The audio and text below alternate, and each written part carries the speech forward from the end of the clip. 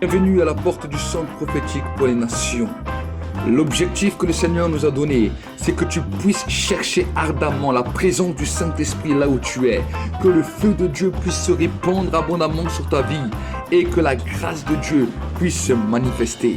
Les multitudes ne rassasieront jamais ton âme, mais la présence de Dieu fera de toi l'homme ou la femme le plus heureux de la terre. Alors cherche avec nous sa présence, cherche avec nous ardemment le Saint-Esprit, et alors tu verras combien le feu de Dieu descendra sur toi. Amen, amen. Donc, alors, je sais pas si l'un d'entre vous a un témoignage aussi. J'aime beaucoup quand le prophète me donne l'opportunité d'apporter quelque chose à l'église. Entendre le témoignage de frères ou de sœurs, s'ils en ont bien sûr, hein, on va forcer personne. Hein. Donc si vous avez un témoignage là que vous avez vécu dernièrement, qui vous vient à l'esprit, ou même si c'est un témoignage qui remonte à longtemps, mais voilà quelque chose qui vous parle là, qui vous revient, je vous laisse un petit peu 2 minutes, peut-être le temps de vous remémorer. Mais c'est vrai que voilà, j'aime bien, je pense que c'est important. Moi je sais que j'aime beaucoup entendre les témoignages de frères et sœurs, j'aime beaucoup entendre le parcours, le vécu. Et donc voilà, avant que je commence maintenant à parler vraiment de ce que Dieu m'a donné, m'a mis à cœur, donc voilà. Ah, je vois que ça vient par là. Le temps que tu... Ok, très bien, très bien. Pendant ce temps-là, je vais remettre ce temps devant Dieu. Seigneur, merci encore pour ta grâce. Merci Seigneur pour ce temps. Merci pour mes frères, mes sœurs, Seigneur mon Dieu. Tu vois ceux qui ont pu se déplacer, tu vois ceux qui n'ont pas pu se déplacer, mais on veut penser à chacun, Seigneur. Et toi, tu connais exactement encore plus que nous-mêmes, Seigneur mon Dieu. C'est vrai, nous, on pense aux habitués, on pense à ceux qu'on connaît, mais Seigneur, tu connais au-delà. Alors, Seigneur, vraiment que chacun soit béni, Seigneur. Tu les vois depuis chez eux, ou peut-être dans leur famille, ou peut-être dans une autre situation qui fait qu'ils n'ont pas pu être là aujourd'hui. Mais on veut vraiment penser à eux, les bénir, Seigneur mon Dieu. Et on veut te remercier, Seigneur, parce que c'est vrai, aujourd'hui, tu nous donnes la possibilité de nous rassembler, Seigneur. Et c'est vraiment une recommandation de ta parole de ne pas cesser de se rassembler. Mais il y a aussi cette possibilité aujourd'hui de pouvoir suivre des enseignements, être avec des frères et sœurs en esprit et notamment par Internet. Alors Seigneur, tu vois ceux qui n'ont pas pu venir, mais qui vont quand même suivre par Internet, qui vont suivre par cette chaîne, Seigneur mon Dieu. Seigneur, qu'ils soient bénis, que ce message, que ce temps leur fasse du bien, Seigneur mon Dieu, que ça leur apporte des réponses à leurs questions, que Seigneur mon Dieu, tu puisses vraiment te présenter à eux, à travers ce message, à travers ces témoignages qui vont être donnés, Seigneur, et que vraiment ce temps soit pour ta gloire dans le nom de Jésus. Amen. Amen. Ok. Merci. Amen. Moi, pour ma part, j'ai été touché par, comment ça s'appelle, jeudi, l'école des puissants. Et là, le prophète, il a parlé sous les péchés. Et franchement, on a reçu du lourd, du sérieux. Et du coup, ce qui m'a interpellé, c'est quand il a commencé à énumérer tous les types de péchés que... Moi, en général, je ne me manifeste pas dans l'école des puissants. Je préfère laisser les autres se manifester et quand il y a quelque chose que ça me fait gratter la tête un peu trop, je préfère aller voir le prophète direct. Enfin, il me connaît, il sait que je lui ai déjà dit ça. Et moi, ce qui m'a interpellé, c'est les péchés. Bon, comme tout le monde, on connaissait, pas voler, pas commettre l'adultère. On voyait les gros, mais on ne voyait pas les petits. C'est tout ce qui nous pollue la vie, on ne les voit pas. Et là, quand le prophète, il a commencé à parler de l'orgueil, il a commencé à parler de l'envie, tous les petits péchés qui nous polluent et qui passent entre les chaises et on ne les voit pas trop. Nous, on voit les camions, mais on ne voit pas les petits trucs. Et moi d'habitude, je dis rien. C'est après, j'ai du mal parce que ça remonte à la surface. Je fais comme le bœuf, je vais à l'ombre et puis je commence à ruminer. Et à force, j'étais dans ma pièce, je dis, Seigneur, quand même, c'est du lourd quand même. Il va falloir qu'il y a des choses à faire. Et là, j'ai passé un petit moment avec mon Seigneur et puis j'ai commencé à énumérer tous les péchés qui me revenaient à l'esprit. J'ai commencé à énumérer tout ça. Et là, en énumérant tout ça, plus on commence à énumérer, plus il y en a qui viennent. On dirait qu'ils sont là, que ils attendent qu'on les appelle. Et ça revenait.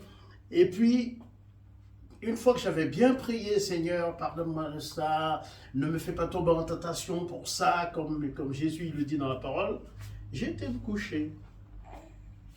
Et je me suis relevé, bébé, je me suis levé le lendemain avec un verset qui m'a bouleversé, et c'est un verset dans le livre de Jean, c'est un verset au chapitre 7.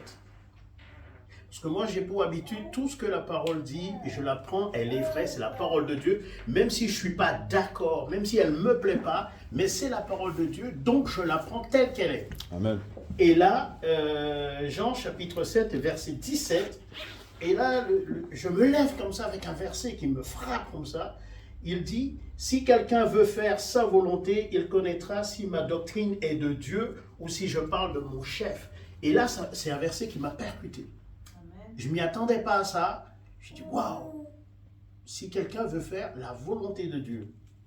Je dis, mais Seigneur, mais pour faire ta volonté, en commençant à énumérer, et ça m'est revenu, le cours d'hier soir, ça m'est revenu, Seigneur, quand même.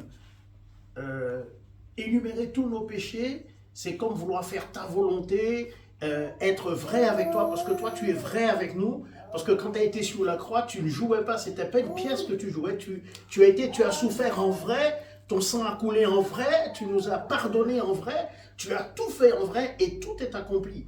Et là, si on veut faire ta volonté, là tu confirmes en disant, si quelqu'un veut faire sa volonté, c'est-à-dire sa volonté à lui, il connaîtra si ma doctrine est de Dieu ou si je parle de mon propre chef. Ça veut dire que si tu veux faire la volonté de Dieu, eh ben, commence par le faire et tu vas voir. Tu vas voir en fait si ça marche, parce que Dieu, lui, quand il fait quelque chose, c'est du vrai, c'est du béton, c'est du costaud. Et là, tu vas voir qu'en fait, Jésus, lui, il témoigne pas de lui-même, mais il témoigne de son Père qui l'a envoyé. Et je peux vous dire, frères et sœurs, ça m'a percuté. Je me suis réveillé le matin, et je me suis gratté la tête, je me dis, oh purée, oh waouh. Tout ça parce que j'ai voulu prendre la parole de Dieu à la lettre et commencer à énumérer tous mes péchés, tous les petits péchés qui se cachaient, qui étaient en sursis, là, on énumère les gros, mais les petits, on ne les voit pas. Et en commençant justement à faire la chasse aux petits, eh ben, ceux qui pensaient qu'ils étaient un petit peu cachés, eh ben non. Et là, le Seigneur comment je peux dire ça? Le Seigneur confirme sa parole, mais surtout le Seigneur m'encourage en me disant, eh ben, si tu veux faire ma volonté, eh ben, tu sauras que ce que je dis est vrai. Yes. Tu le sauras. Donc, c'est ça que je voulais partager. Donc là, je suis dessus. J'en ai encore quelques-uns qui sont cachés. Il va falloir que je les tire pour qu'ils viennent à la lumière de Dieu. Yes. Et c'est ça que je voulais partager.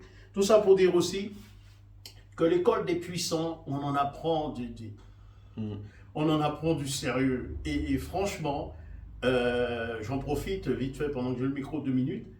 Mais moi, personnellement, je parle pas beaucoup. Mais parce que je suis complètement fracassé. À chaque fois, je ne pose pas de questions, mais je suis complètement démantibulé. Quand j'éteins mon portable, je m'assois et j'en peux plus, quoi. C'est comme si j'avais pris une douche et puis je ne peux plus me relever, je suis encore par terre. C'est du sérieux, c'est vraiment du sérieux. Merci Seigneur pour les ministères, merci pour le prophète, merci pour la prophétesse, merci pour cette école. Yes. Et je pense que je ne suis pas le seul à le dire, parce que quand je vois les frères et sœurs, comment elles sont motivées, comment elles sont enthousiastes pour écouter la parole, pour vraiment participer, je dis que c'est une grâce. Merci Seigneur pour ça. Amen. Amen, amen. Désolé, je ne peux pas applaudir. Ouais, super, vraiment, merci pour ce témoignage, mon père, aussi mon frère. Non, et en fait, j'ai beaucoup aimé le verset que tu as appris, parce que moi, dans la version Summer, qui dit, donc pareil, au chapitre 7, verset 17, ça dit, si quelqu'un est décidé à faire la volonté de Dieu, il reconnaîtra bien si mon enseignement vient de Dieu ou si je parle de ma propre initiative. Donc ça, c'est dans la version que j'ai et je trouve tout aussi percutant. Et vraiment, ben merci Seigneur, parce que vraiment, il n'y a pas de hasard. Vous savez, quand le prophète m'a demandé si je pouvais apporter quelque chose aujourd'hui, parce qu'il ne serait pas là, je vais poser ça là en attendant. Moi, c'est toujours, comme d'hab, comment je peux dire ça? Je vais utiliser ce mot parce que c'est le premier qui me vient à l'esprit, mais c'est comme une sorte d'angoisse. Mais une angoisse dans le bon sens du terme, pas que j'angoisse pour servir Dieu ou pas, c'est pas ça. j'aime servir Dieu, j'aime pouvoir essayer de servir Dieu, mais dans le sens où, vous savez, frères et sœurs, et le titre du message d'aujourd'hui, de cette exhortation que je vais apporter, s'appelle le ministère. Voilà.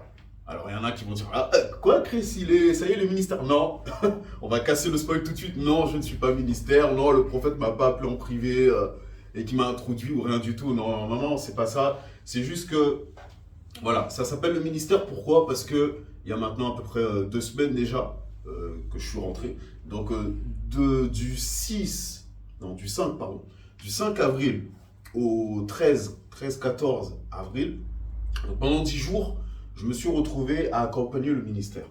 Et c'est vraiment quelque chose sur lequel je voudrais vous parler, partager à l'église, donc ici, à ceux qui sont là, mais évidemment aussi sur ceux qui sont sur Internet. Et j'espère même que ceux qui n'ont pas l'habitude de suivre PCP, la chaîne PCP, puissent à un moment donné tomber sur ce message et que ça puisse parler, parce que je pense vraiment que Dieu il a permis que j'accompagne le ministère pour une raison.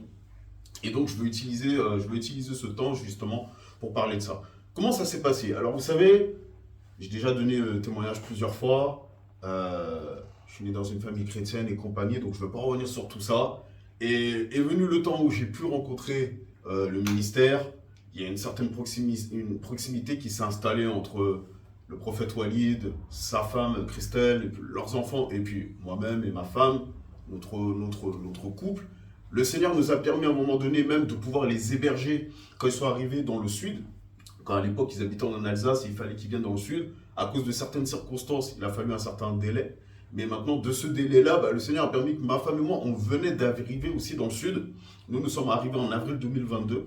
Et le ministère est arrivé donc en août 2022.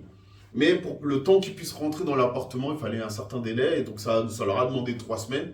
Et pendant ces 3 semaines, Dieu a permis que finalement on ait la place pour les héberger, donc tous les 4 chez nous. C'est pas quelque chose qu'on a, si je peux dire, forcé, entre guillemets, voulu ou quoi que ce soit. On n'est pas venu pour pouvoir dire, voilà, venez chez nous, je ne sais quoi. Non, on n'a pas fait ça comme ça. Mais vous savez, il y a des choses qui se passent que... Je sais que j'en ai parlé avec mon père il n'y a pas très longtemps, une parole a vraiment un impact. Et le ministère nous enseigne véritablement sur ça. Et donc on apprend que voilà, les mots, et encore aujourd'hui même dans l'école des puissants, on apprend aussi que même la pensée est plus puissante que la parole. Et je sais que c'est des choses que j'ai pu constater dans ma vie. Un petit témoignage comme ça, parce que j'aime bien entendre les témoignages, mais c'est aussi juste si moi-même je donne un témoignage. Je sais que moi, depuis longtemps, depuis très longtemps, depuis enfant, quand je faisais des rêves, les rêves c'est une chose, mais quand je faisais notamment des cauchemars, quand je vivais des choses particulières dans mes cauchemars, je ne savais pas encore que je voyais le monde spirituel à ce moment-là. Je ne savais pas que les entités que je voyais, c'était les démons. Je ne le savais pas tout de suite. C'était pas tout le temps comme ça, mais à certains moments, c'était comme ça. Mais quand il se passait des moments vraiment spécifiques dans mes cauchemars, sans le savoir, j'arrivais à m'en sortir. Mais je savais que c'était dû au fait que ce que je pense pendant que je dors influait mon cauchemar. Et j'ai vécu des années comme ça. Jusqu'au jour où, en fait, le prophète, une fois, m'a expliqué que, voilà, les pensées sont plus puissantes que nos propres paroles dans le monde spirituel.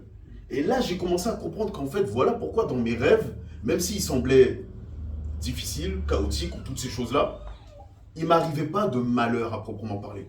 Moi, j'entendais d'autres personnes qui me parlaient de leurs cauchemars, qui me disaient « Ouais, moi, dans mon cauchemar, je ne comprends pas, il m'arrive ça, et puis je meurs.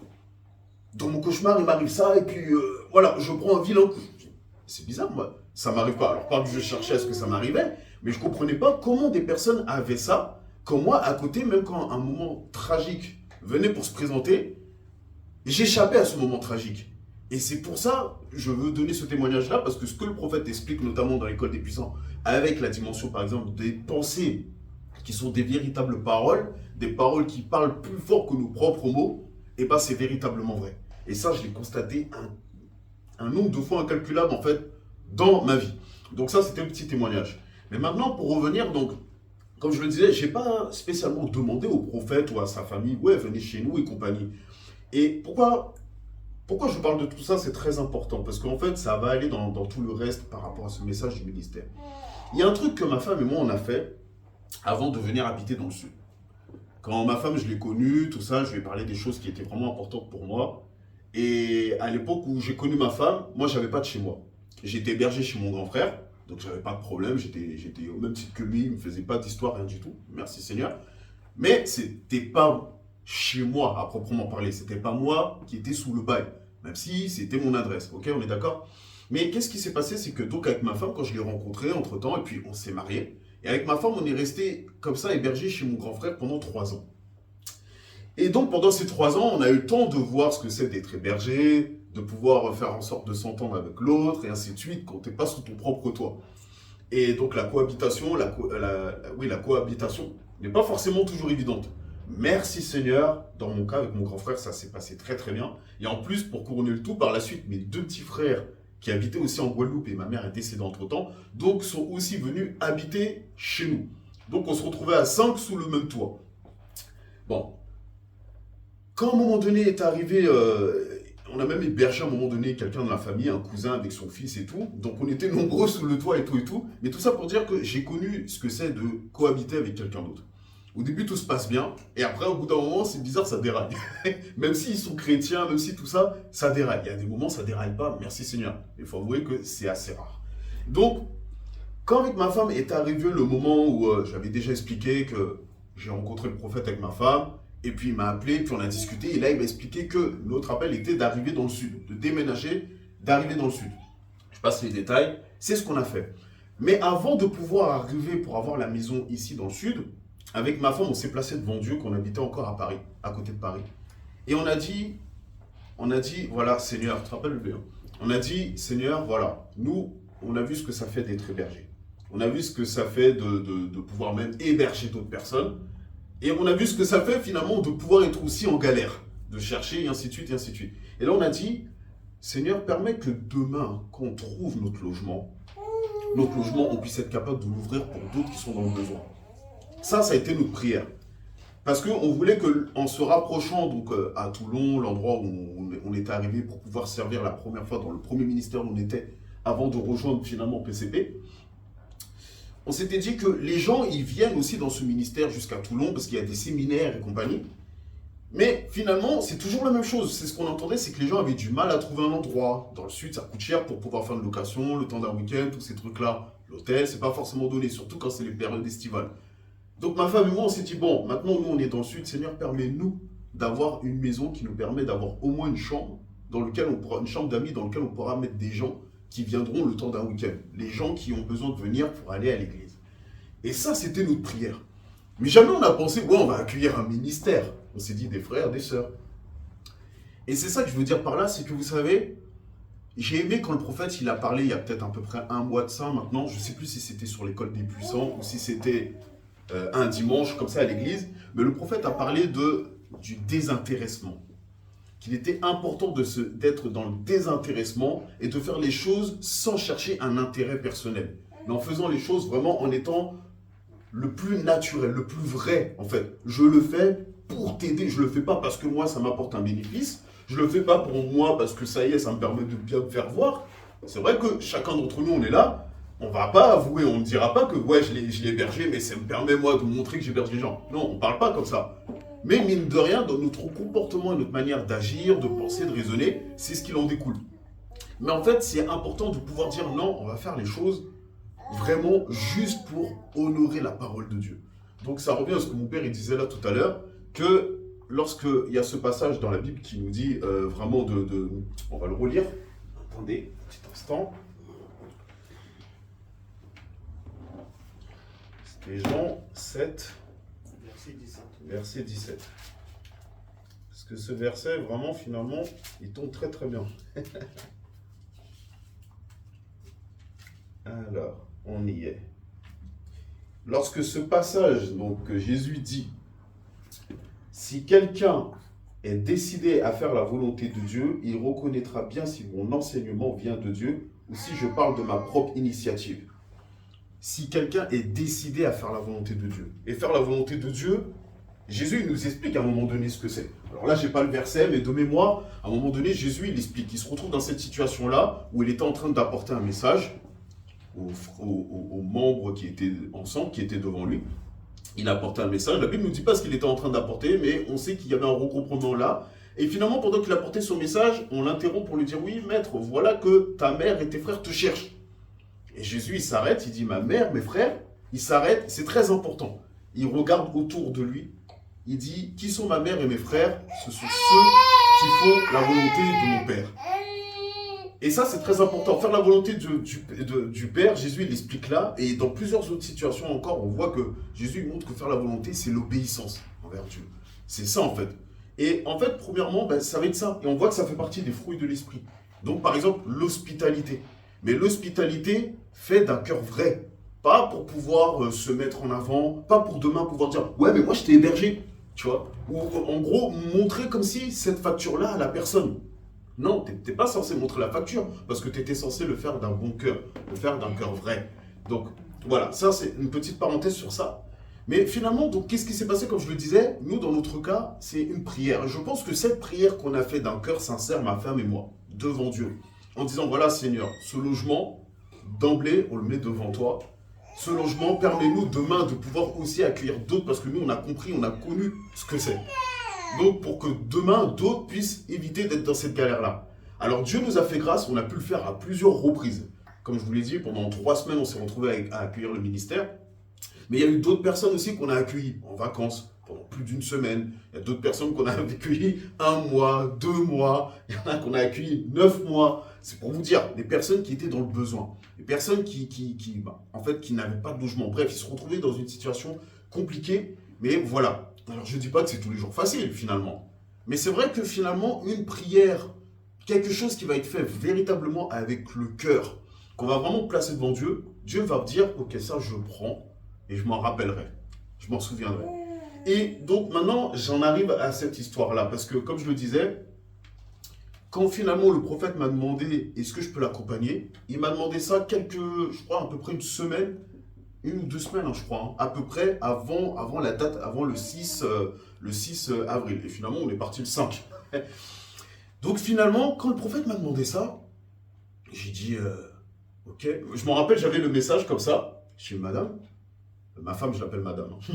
Je dis, madame, le prophète, il me demande si je peux l'accompagner. Et là, direct, on dit, bah oui, dis oui. Je dis, bon, si ma femme, ça ne lui pose pas de problème que je parte 1 semaine avec le prophète, bon, ok.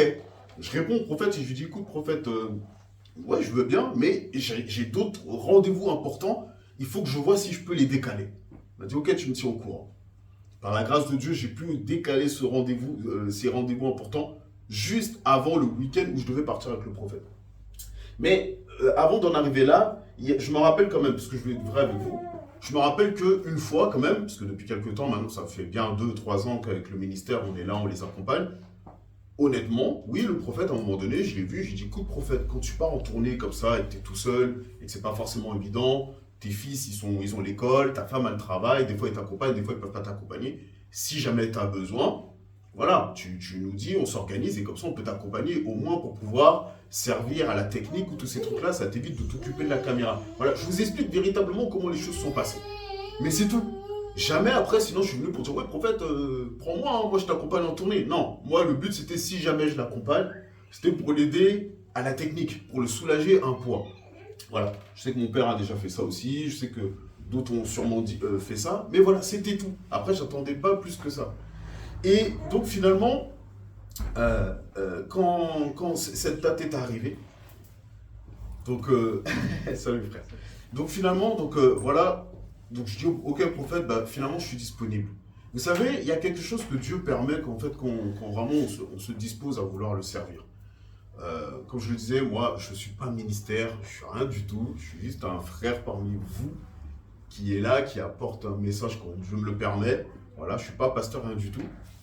Mais je me rappelle que donc, ce fameux week-end en question, donc quand je devais partir avec le prophète, comme je disais, j'avais des rendez-vous. Et là, par la grâce de Dieu, à un moment donné, Dieu m'a permis de pouvoir décaler un de ces rendez-vous que j'ai pu mettre le mercredi.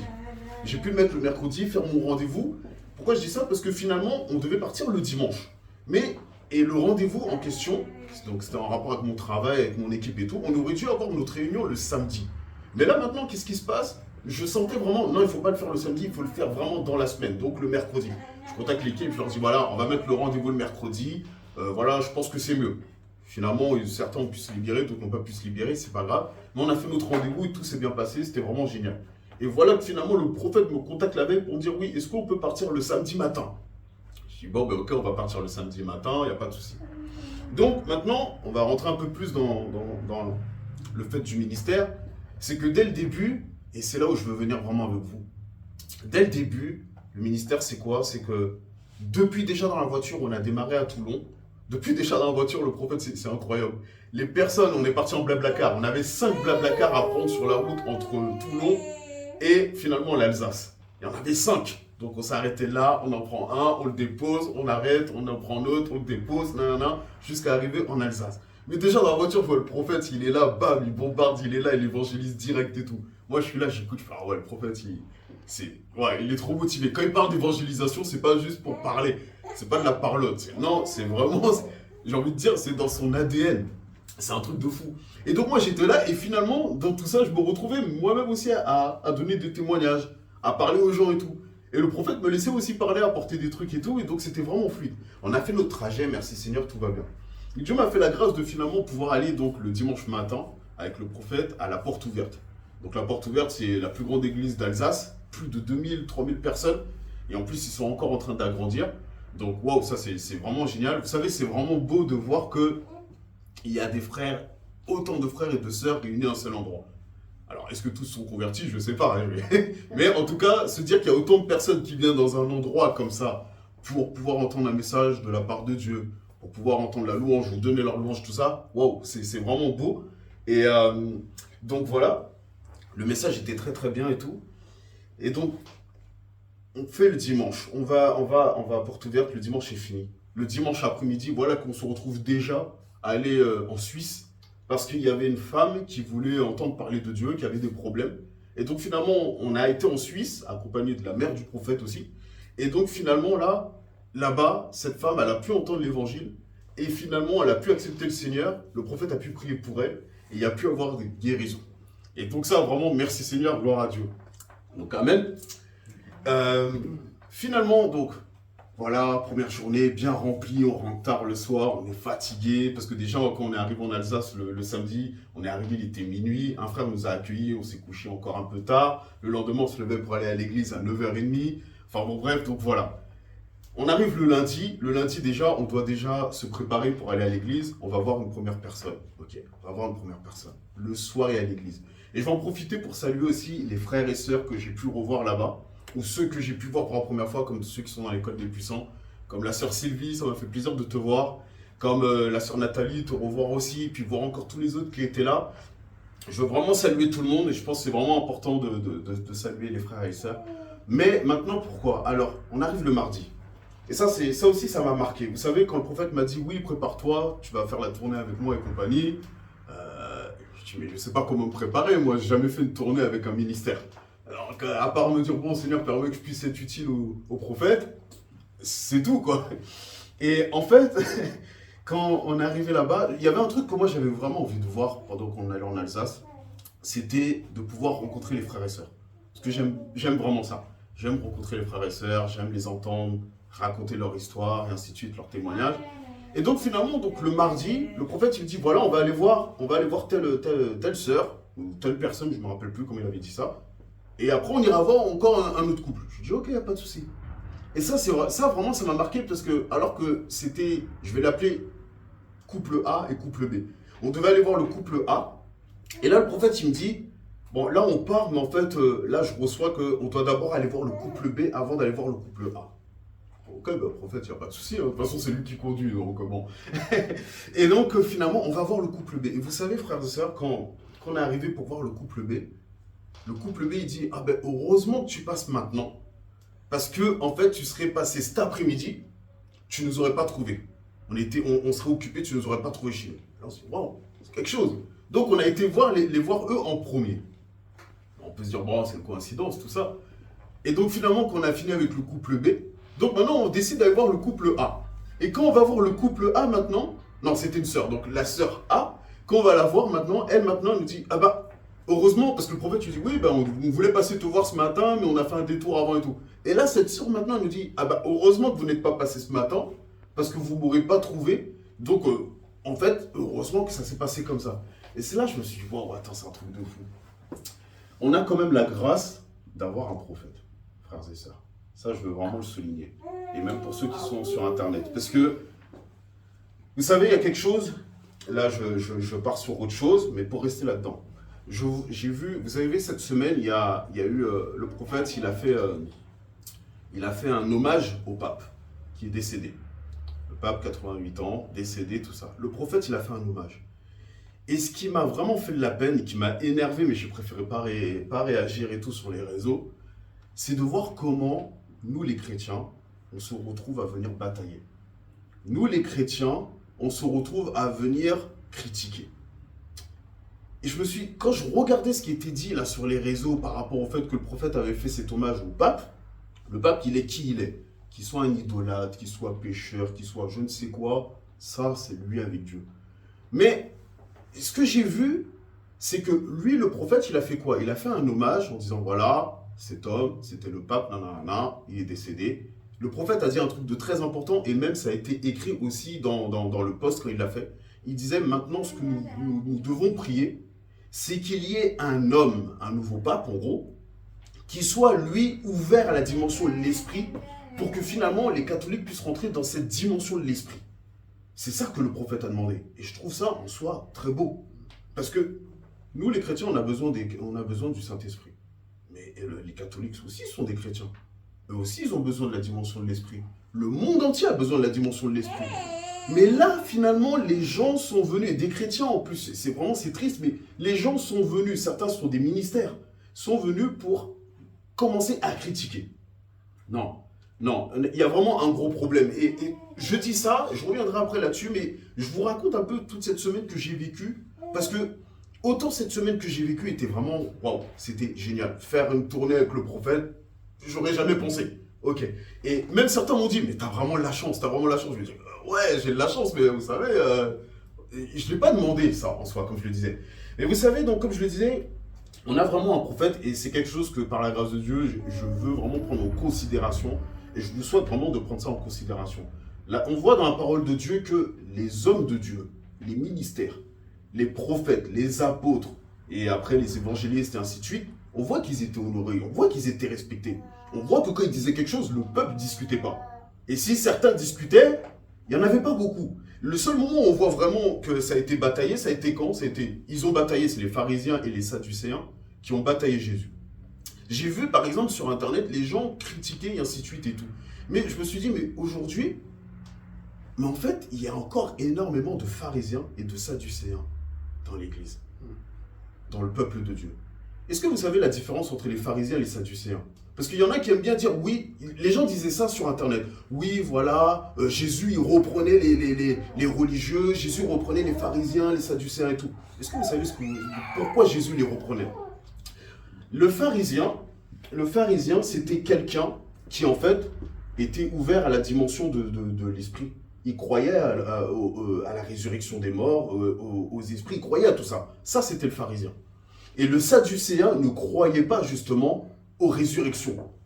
Donc déjà, il y avait un conflit. C'est pour ça, à un moment donné, l'apôtre Paul, il vient, il a été intelligent, il connaissait le peuple qui était en face de lui, les pharisiens, les sadducéens étaient en train de le combattre. Pour les calmer, il a dit, il y en a certains parmi vous qui croyaient à la résurrection, et d'autres qui n'y croient pas. Et là, direct, ça a mis un conflit entre eux, bam, ça a réglé le problème. Donc au lieu de se prendre la tête contre Paul, ils étaient en train de se prendre la tête entre eux.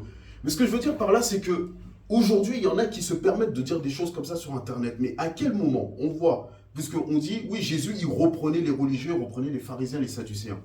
Jésus, quand il les reprenait, c'est parce que ceux-là venaient ouvertement combattre Jésus. Donc Jésus, connaissant leur cœur, il le remettait en place. Mais à un autre moment, on voit que Jésus, il ne s'est pas pris la tête avec un pharisien. Nicodème. Vous connaissez Nicodème? Nicodème était un pharisien. Et bien pourtant, la Bible nous montre que Jésus a pu discuter, on le voit dans le livre de Jean, Jésus a pu discuter à plusieurs reprises avec lui, dans l'évangile de Jean, pardon, que Jésus a discuté à plusieurs reprises avec lui, qui était un pharisien. Mais ce pharisien n'est pas venu combattre Jésus. Ce pharisien, il était là, il avait une manière de penser, il avait un certain raisonnement, mais pourtant Jésus, il est venu, il a parlé avec lui, il a repris sur des choses tranquillement. Il ne lui a pas fait la guerre. Mais à écouter ce qui se passe sur Internet, parce que le prophète est parti parler au pape, ou à serrer la main au pape, alors ça y est, le prophète a une onction modifiée, une onction contaminée, c'est plus bon, non, il ne faut pas l'écouter. Et pourquoi je vous dis ça? Parce que pendant cette semaine où j'étais avec le ministère, eh ben, il y a certaines personnes qui se sont permis de ne pas venir à cause de ça. Certaines personnes ne sont pas venues à l'église dans cette tournée parce qu'ils ont vu que le prophète avait mis une photo comme quoi qu'il était parti voir le pape.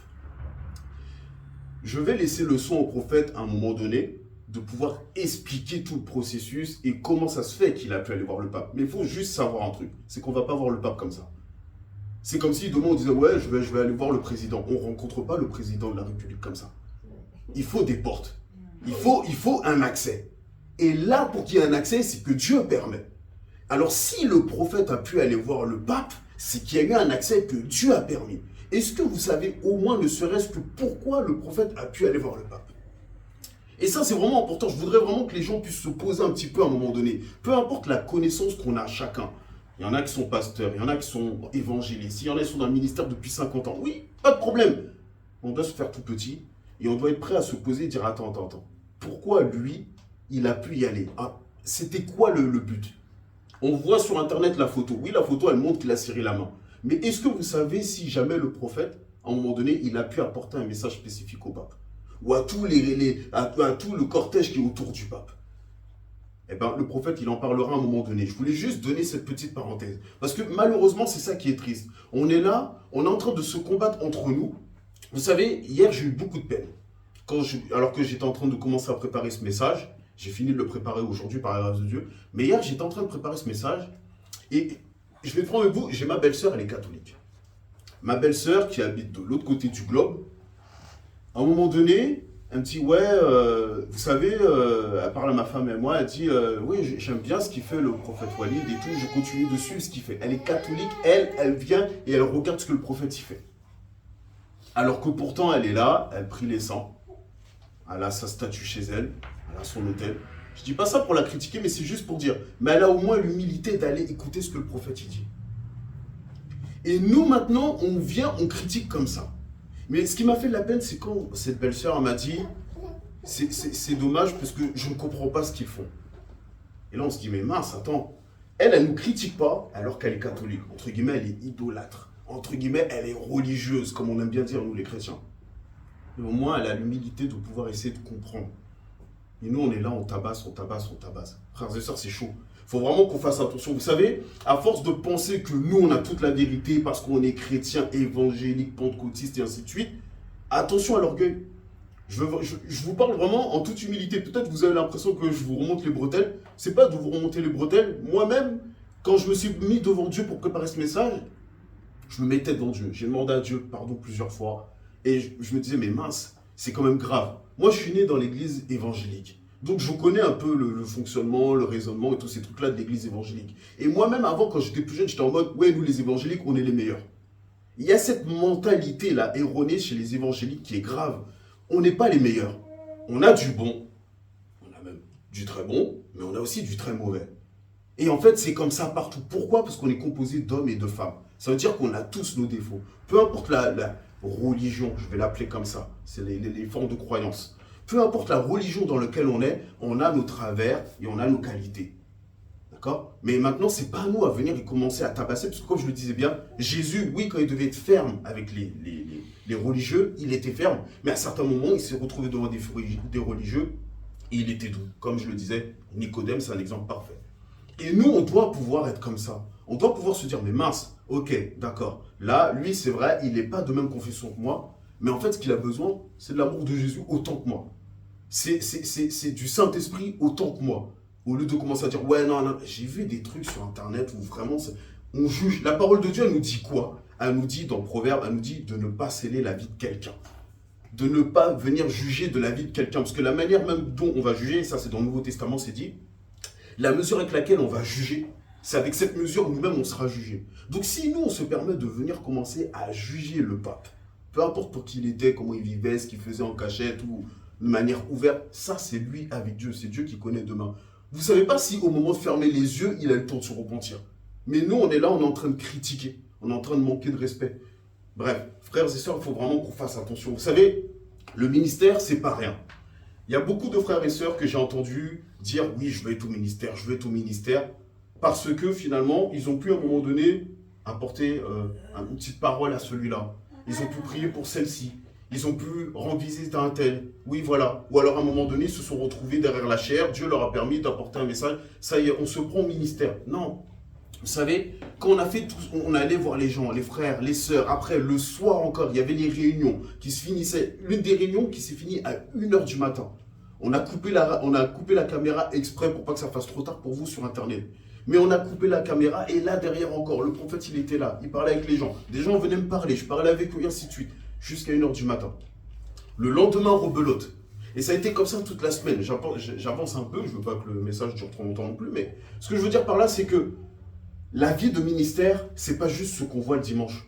C'est pas juste le fait que voilà, j'apporte un petit message sur TikTok, Instagram, tous ces trucs-là.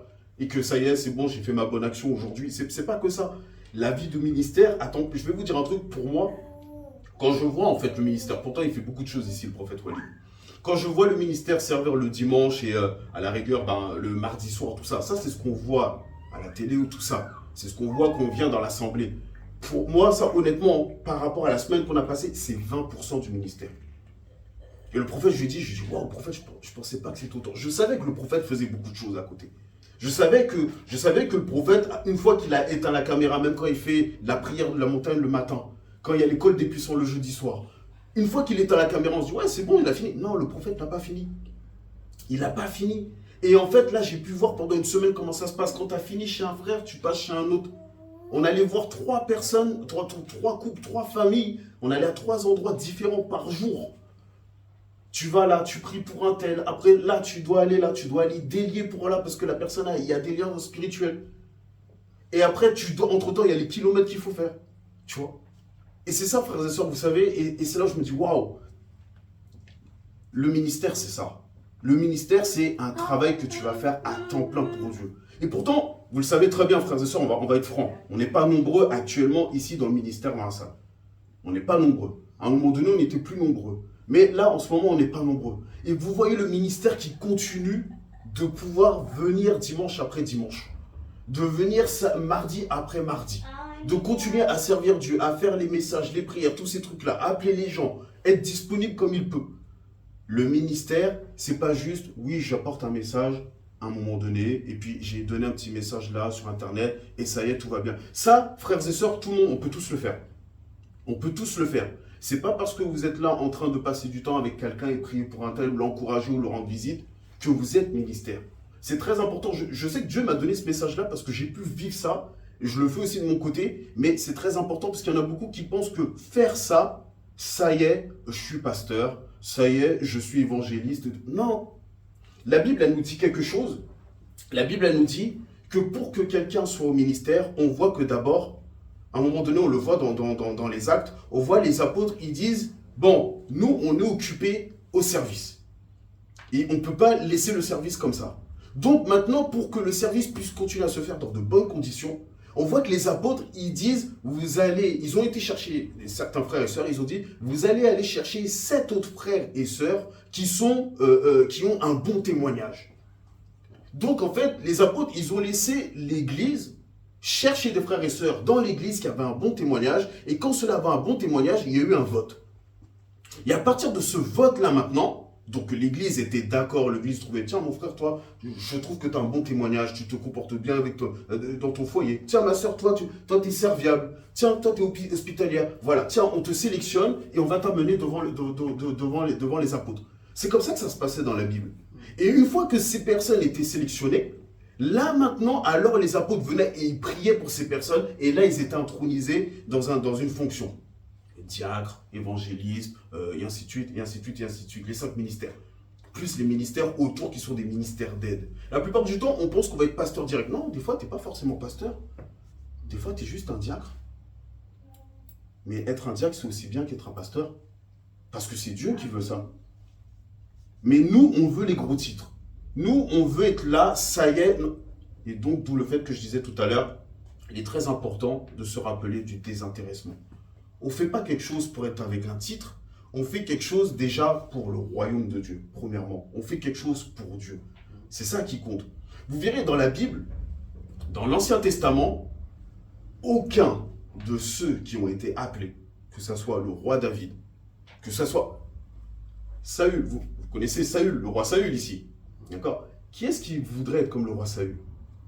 J'ai jamais vu personne vouloir être comme le roi Saül. Pourtant, au début, il fonctionnait bien.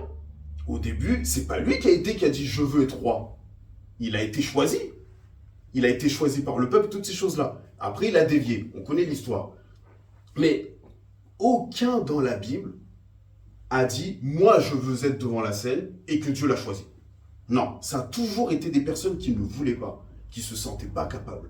Joseph, qui est finalement devenu juste en dessous du roi Pharaon, Joseph, il n'a pas dit « je veux être premier ministre du pays ». Il n'a pas dit ça. Le roi David, comme je le disais, et ainsi de suite. Et tous comme ça, ils étaient tous à leur place. C'est une fonction qui est venue. Ce que je veux dire par là, c'est Dieu qui vient attribuer. C'est très important, frères et sœurs. Si vous voulez que Dieu se serve de vous, commencez par déjà faire les petites choses dans l'église. Commencez par être humble. Demandez les petites choses à Dieu. Rendez-vous disponible aux petites choses. Mais n'attendez pas de pouvoir direct, ah oui, tiens, je vais être au ministère, tiens, je vais pouvoir prêcher dimanche. Ah, prophète, choisis-moi, moi je veux prêcher le dimanche. Non, frères et sœurs, ça ne marche pas comme ça. Parce que le véritable ministère, c'est pas prêcher le dimanche et puis avoir l'onction et puis prier pour les gens et voir des guérisons. C'est bien ça, mais c'est pas que ça. Ça, je dirais, c'est même la cerise sur le gâteau. Ça, c'est le beau côté. Mais il y a tout le côté qu'on oublie, qu'on ne voit pas. Je vous dis, j'ai eu le temps de voir pendant une semaine.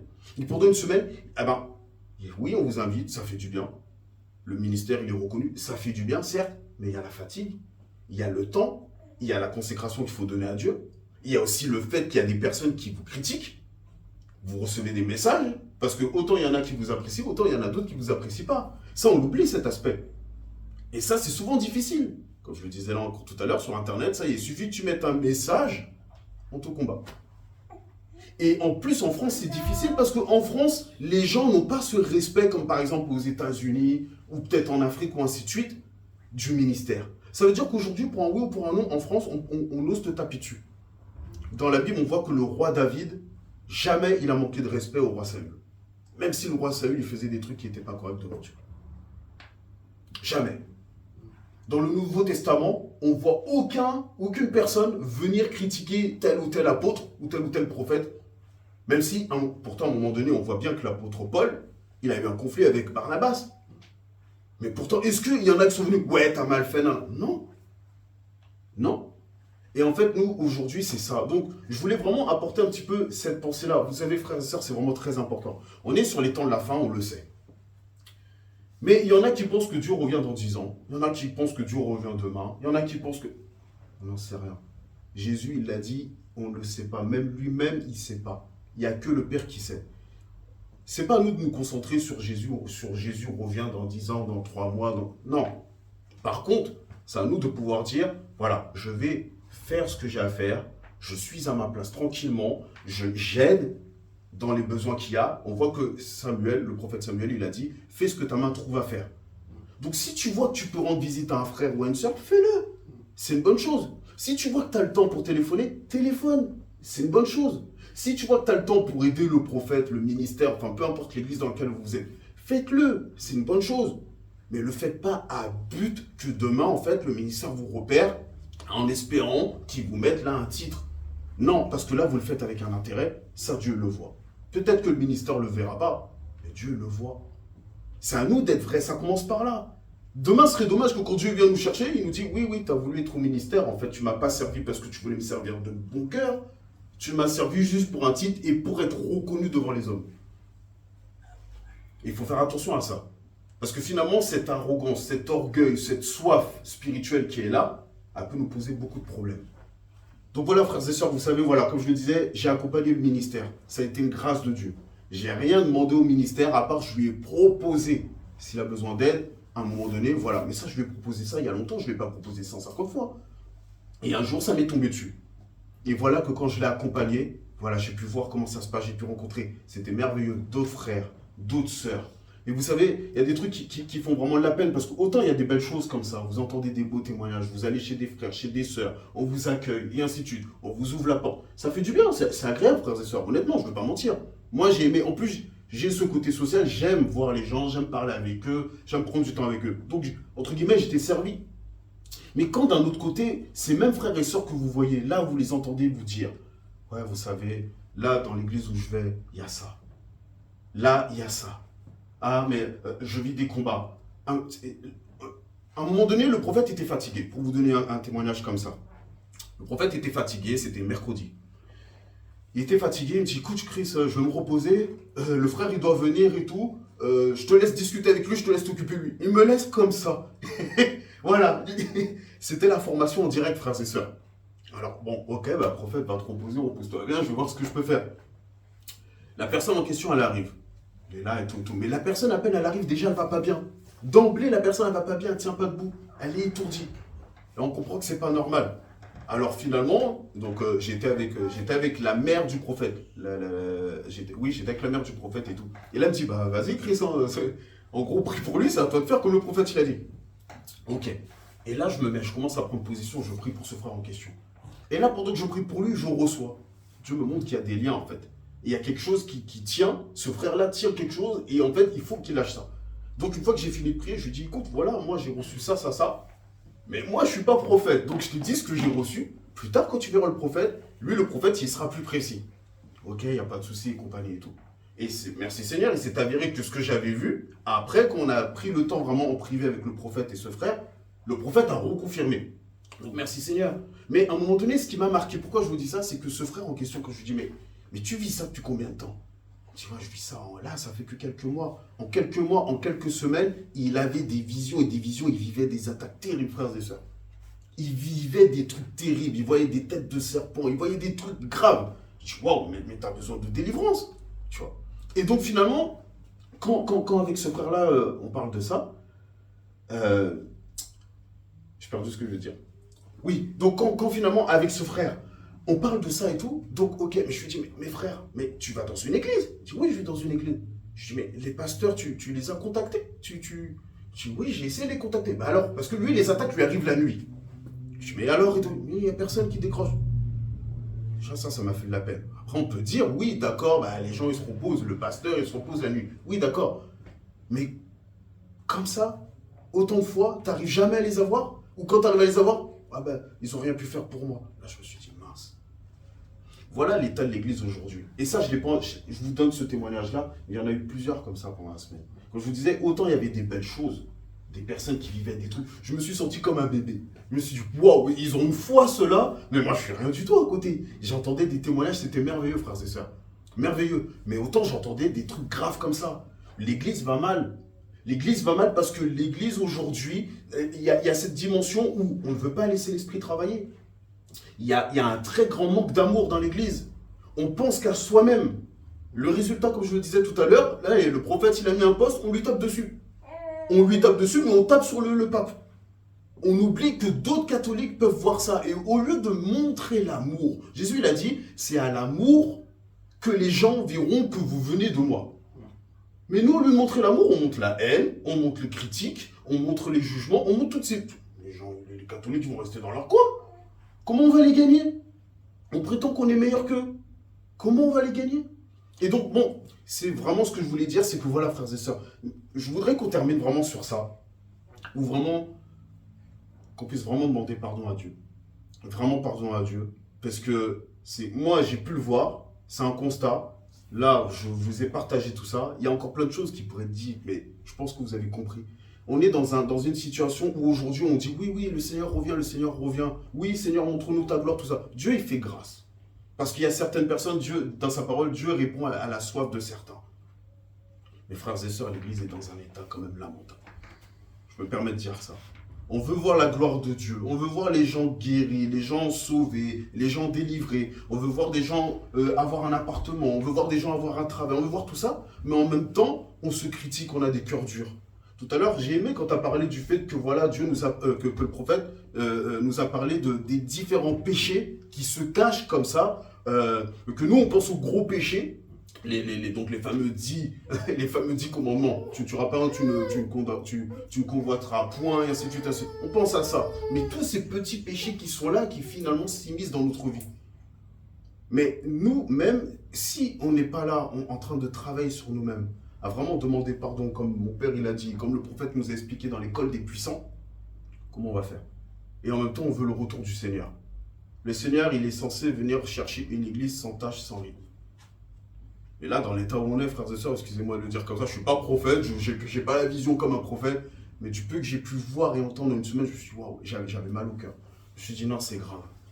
Donc, vraiment, je voudrais qu'on termine sur ça, qu'on puisse vraiment élever la voix, tous, pas juste moi, et que vraiment on s'examine devant Dieu, et que là, on puisse commencer à dire, non, Seigneur, vraiment, change mon cœur. Change mon cœur, parce que c'est à cause de nous, c'est à cause des pasteurs, des ministères, c'est tout ça. On est tous fautifs à notre égard. La parole de Dieu, ceux qui veulent être ministères, comme je disais, ce message parle du ministère. Ceux qui veulent être ministères, la parole de Dieu, elle nous dit qu'on va être jugé doublement.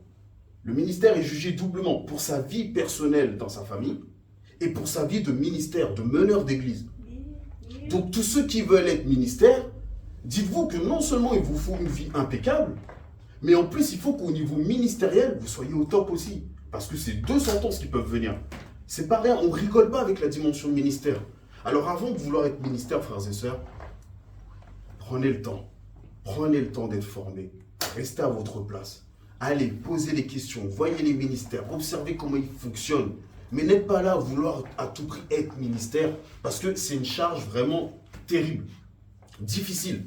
Il y a une responsabilité qui est là, et comme je le disais, quand je vois les pasteurs, il y a des pasteurs, ils n'arrivent pas.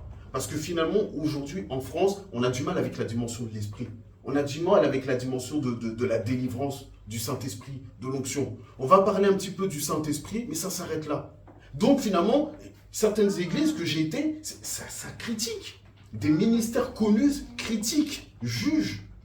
On se dit, mais mince, pourtant quand on les regarde sur Internet, ils prêchent bien. Ils ont des signes et des miracles, il y a tout ça. Mais en même temps, de ce que j'ai entendu, ils critiquent, ils sont prêts à juger, ils sont prêts à condamner. C'est le même ministère qu'on regarde sur Internet. Donc frères et sœurs, vraiment, il faut qu'on fasse attention. C'est vraiment une alerte que je veux donner là, parce que c'est vraiment ce que je ressentais. Ne soyons pas les premiers à vouloir juger, parce que nous-mêmes, on va être jugés. J'aimais quand j'ai été là-bas, je vais terminer sur ça, quand j'étais là-bas, il y a un pasteur qui m'a parlé, et qui m'enseignait aussi tout ça. C'est un pasteur qui a été formé par le prophète Walid. Et ce pasteur-là, il me disait, tu sais, quand tu juges comme ça, quand tu pointes du doigt, pendant que tu pointes du doigt, tu as les trois autres doigts qui pointent vers toi. Et ça, j'ai trouvé ça... Je l'avais déjà entendu, mais le fait qu'il me le redise là, j'ai dit, mais il a tellement raison. Et on est tellement pressé à juger, mais on oublie que pendant que tu dis ça, il y en a trois autres qui viennent te dire, oui, et toi? Et ça rigole pas. Donc, frères et sœurs, voilà. Vraiment, c'est à nous, à chaque fois. Il faut qu'on s'examine. On a par la grâce de Dieu un prophète. Il y a l'école des puissants, c'est génial.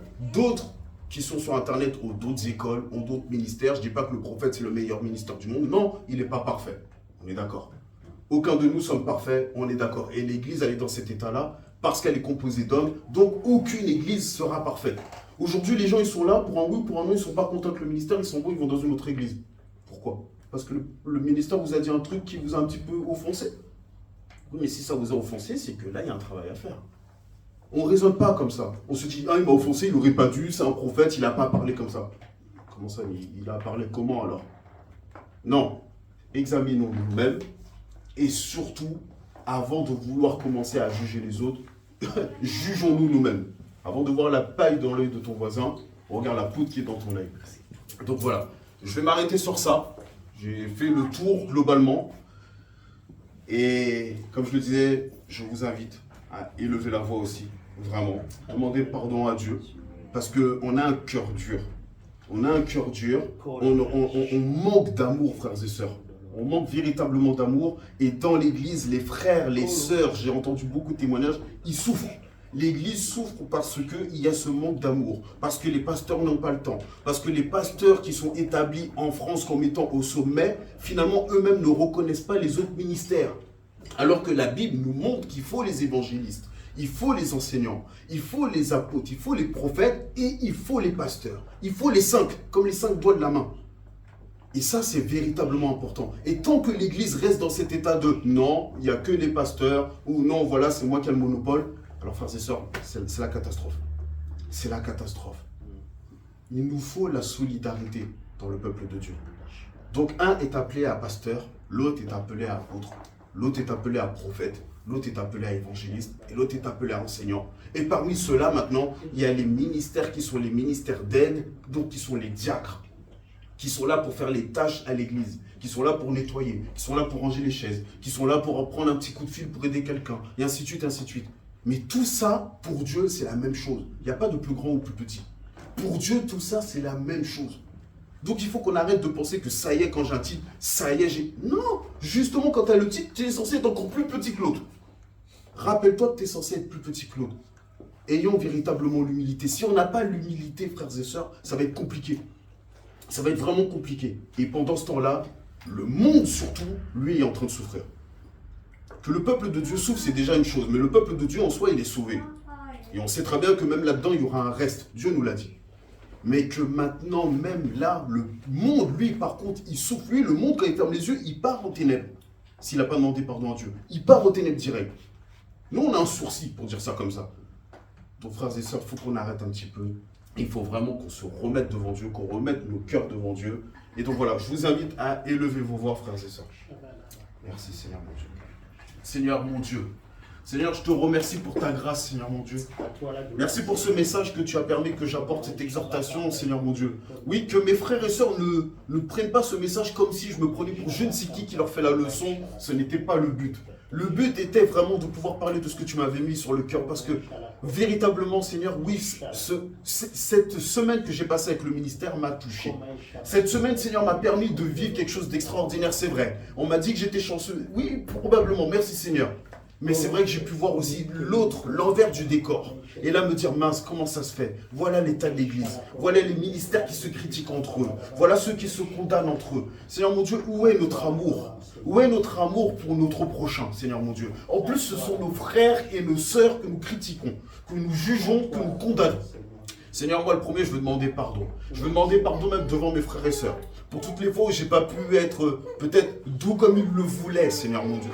Ou peut-être parler comme il le voulait. Oui, Seigneur, je veux demander pardon. Je veux demander pardon à ceux que je ne vois pas aujourd'hui, que je ne vois plus aujourd'hui. Que peut-être à un moment donné, j'ai fait du mal. Peut-être qu'à un moment donné, j'ai dit un truc qu'ils n'ont pas aimé. Mais Seigneur mon Dieu, je veux pouvoir te ressembler avant tout, Seigneur mon Dieu. Je veux te ressembler avant tout et je veux faire ce que tu me dis. Ta parole, elle nous dit, Seigneur mon Dieu, que c'est par amour. C'est avec l'amour, Seigneur mon Dieu, qu'on vaincra, Seigneur mon Dieu. Ce qui a vaincu l'ennemi, c'est ton amour, Seigneur mon Dieu. C'est ton sang, Seigneur. Et ton sang, Seigneur, il a coulé par amour. Mais Seigneur, aujourd'hui, nous, Seigneur mon Dieu, on parle beaucoup. Je m'inclus dedans. On parle beaucoup.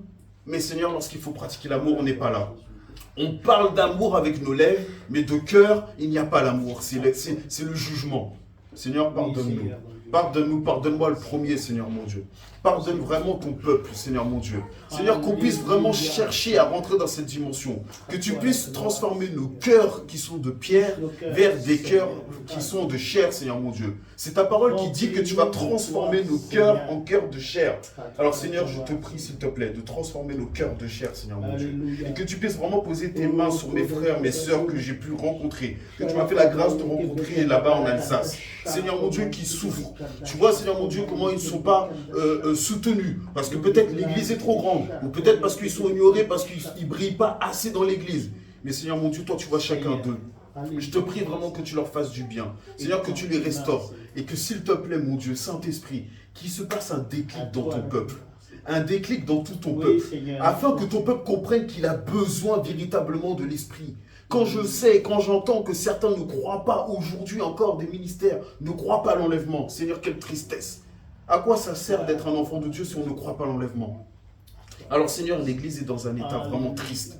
Mais Seigneur, je te prie avec mes frères et mes sœurs, afin Seigneur mon Dieu, que vraiment on puisse commencer à changer. Change nos cœurs et change nos pensées. Change nos raisonnements.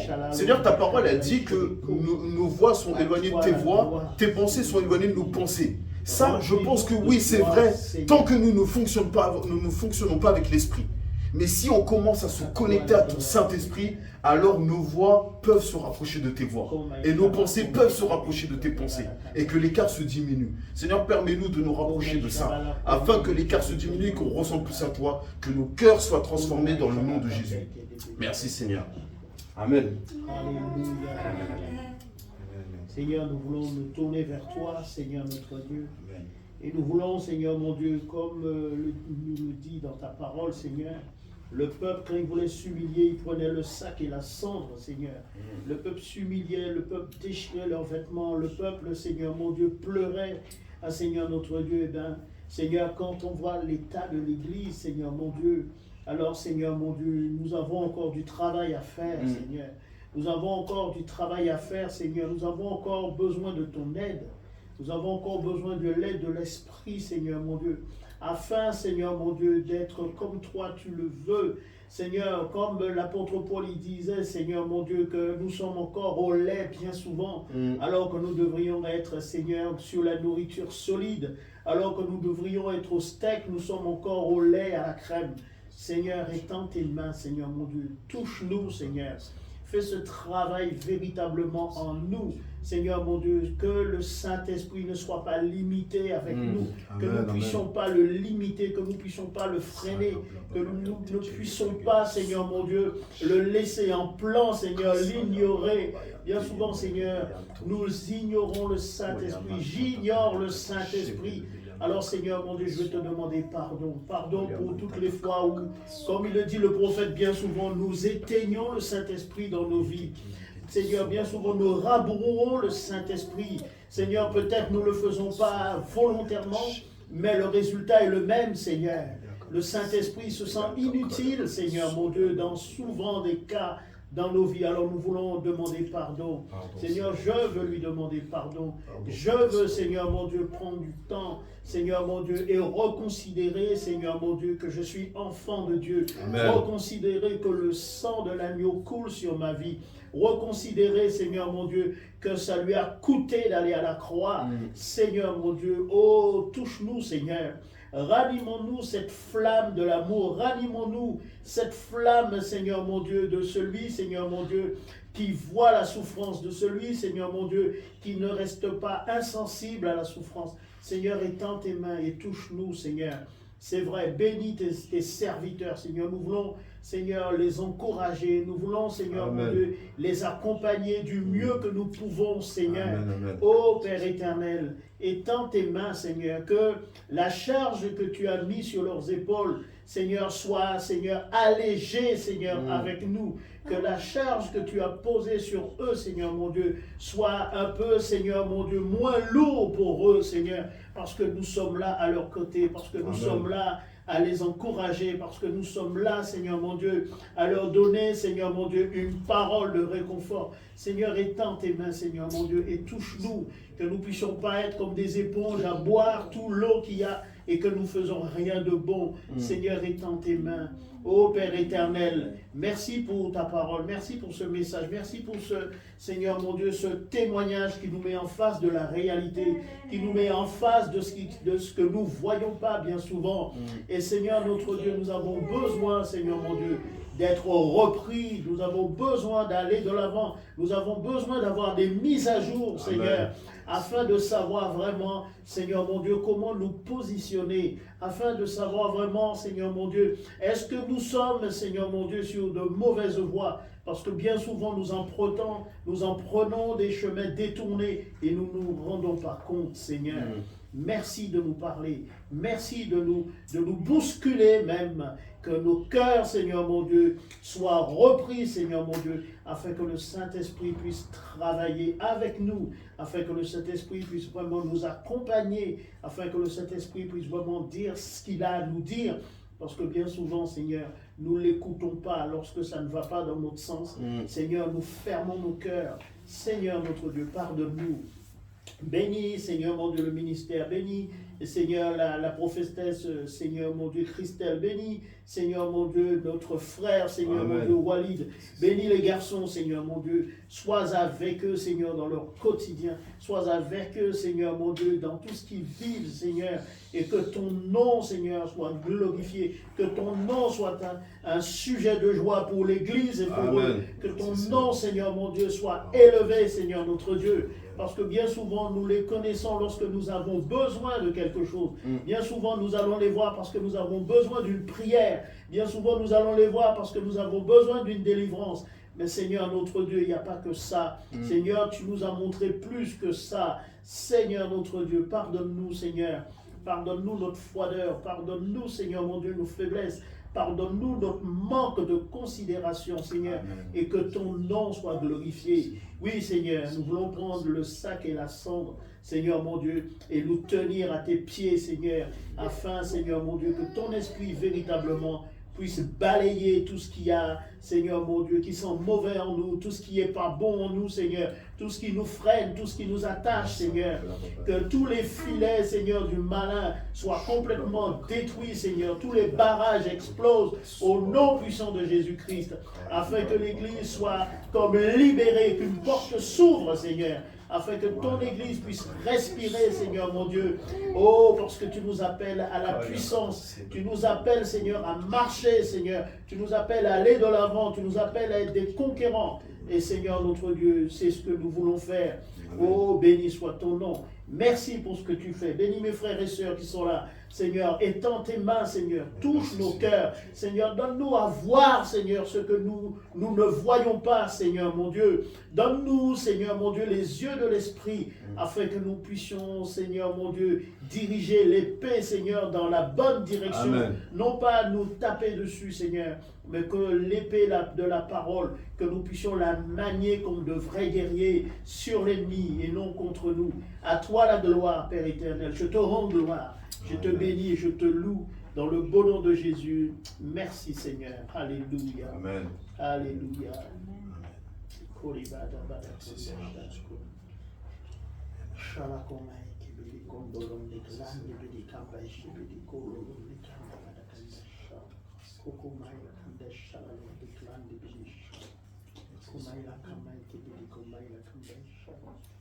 Amen.